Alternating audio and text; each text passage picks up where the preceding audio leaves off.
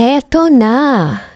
Eto na ang pasabog na tsaka sa araw na ito. Bakit nga ba Queen P ang napiling caption ni Heart Evangelista para kay Panda, ang kanyang pet dog?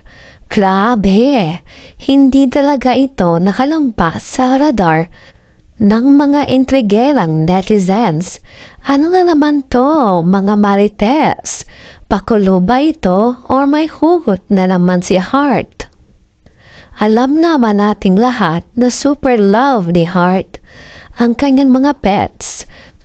Pinangalanan nga niya ang kanyang aso na si Panda bilang Panda ang Pauco Escudero. So social, di ba?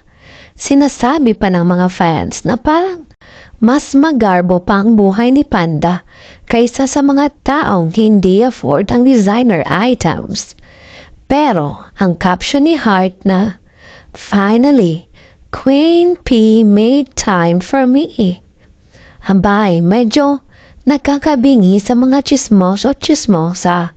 Kasi naman, di ba, Queen P ay kilalang moniker ni Miss Universe 2015 Pia Words back. At kung maalala natin, may mga past issues di umano sa pagitan ng glam team sina Heart at Pia. Kaya hindi maiwasan ma-revive ang lumang issue. T-spill alert! Siyempre, hindi pa pahuli ang mga keyboard warriors. Sabi ng ilan, walang mali siya yan. Si Panda lang yan. Huwag nang gawing big deal. Pero maiba namang nagkomento, parang gusto ni Heart iparinig kay Pia na siya lang ang Queen Bee sa buhay niya. Boom! May pasabot na naman ang fandom wars. Kayo Cheka Peps, anong sa inyo? Pagbibo lang ba si Heart? O intentional ang shade na ito? Share nyo sa comments at baka ma-feature ang thoughts nyo sa next cheka natin.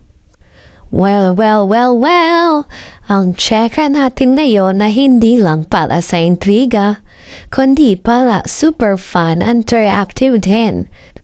Kaya naman, kung gusto nyo pa ng ganitong level of chismisan, huwag kalimutang mag-like, mag-comment at pinaka-importante, mag-subscribe. Hanggang sa muling chismisan! See ya! Chup chup! Mwah!